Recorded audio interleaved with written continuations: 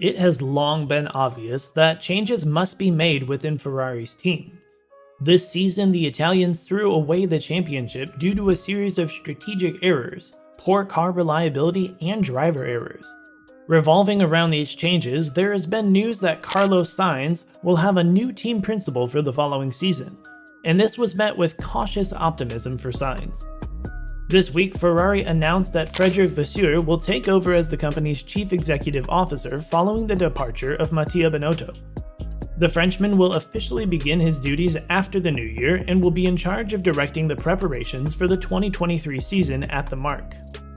One topic in particular which has already been brought up will likely be the source of a great deal of the mystery surrounding how well Vasseur performs in his job.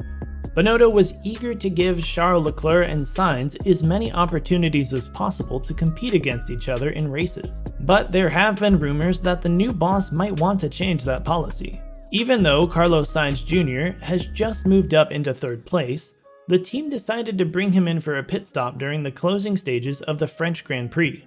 Now, the team's principal, Mattia Binotto, is confident that the team made the right decision.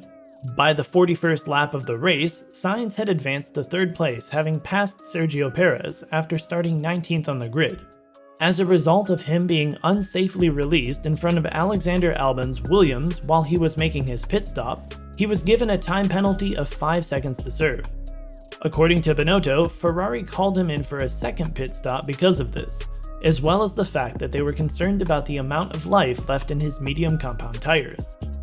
According to the radio transmissions that were exchanged between the two teams, there was some uncertainty as to whether or not Sainz and Ferrari would make a pit stop during the race. After the game, Sainz voiced his confusion by saying that he didn't understand why they boxed and that he thought they would have just pulled away. He made the statement after the match had concluded.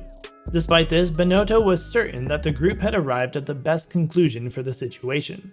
Following the competition, he stated in his post-race comments to race fans and the other members of the media that the decision that was made was the appropriate and correct one. He has the opinion that Carlos, due to the heat and the fact that he is in the cockpit, does not have access to all of the information, which makes it difficult for him to make decisions. Despite this, he is absolutely certain in his conviction that the choice they made was the optimal one. There's no room for doubt in his mind. He also added that initially, they were trying to lengthen the stint as much as possible in order to have the best freedom, the tire life, and to guarantee that they're not overshooting any decisions in terms of tire life. He adds that as soon as they got all of the information that was required, they realized that there was not sufficient tire life to go all the way until the end of the race. That's all there is to it, and to remain outside the vehicle would have posed a threat to both the driver's safety and the vehicle's reliability in terms of tire life. Therefore, they were forced to stop. In addition to that, he doesn't believe that Carlos's pace would have been sufficient to open up a gap of more than 5 seconds to Perez and Russell in order to compensate for the 5-second time penalty. Therefore, coming to a halt was not only necessary, but also appropriate. Because of that, they had the fastest lap of the race, which was still worth a point and was an important point for both the team and Carlos. Therefore, once more he believes that what they did was a good choice because they waited for the appropriate moment, had all of the data, and made the appropriate decision. As a result of the pit stop, Sainz fell to 8th place. He was able to claw his way back up to 5th place, but his advancement was slowed because a virtual safety car period was activated. After the race, he commented that he would have to trust the numbers in proving that sitting out of the race was the incorrect decision. Sainz also said that when they show him the numbers and the data from the tires, he's sure they'll have a strong belief that he wouldn't have made it to the end, and because their decisions are based off of these statistics, they have no choice but to put our faith in them. However, he claims that he has no doubt whatsoever that they did what they did while acting in good faith. After getting the worst possible starting position, the very last thing you want to do during the pit stop is box. Move out of the way and lose 32 seconds to the other drivers. Also, the absolute last thing you want to do when you're in 3rd place and on the podium is to make a mistake. On the other hand, it's possible that this is the reason why he was more willing to take some additional risks in that circumstance. In the end, the team made the decision to err on the side of caution with regard to the tires, which is something that he asserts to fully comprehend and is something that the two of them will have to talk about later. Sainz admitted that after he finally passed Perez, he hesitated to make a pit stop. Despite the fact that his team was concerned about the amount of life left in his tires, despite the fact that they got into an argument with Checo, he thinks they were under the impression that it was a good idea to stop on that lap. And even though they were sharing a seat, he still continued speaking in this manner. He believes that this conversation with the team is fairly standard. He gives a scenario in which you are currently participating in a two-stop, but all of a sudden you realize that you are P4 and P3, and the team asks you if you can make it to the end.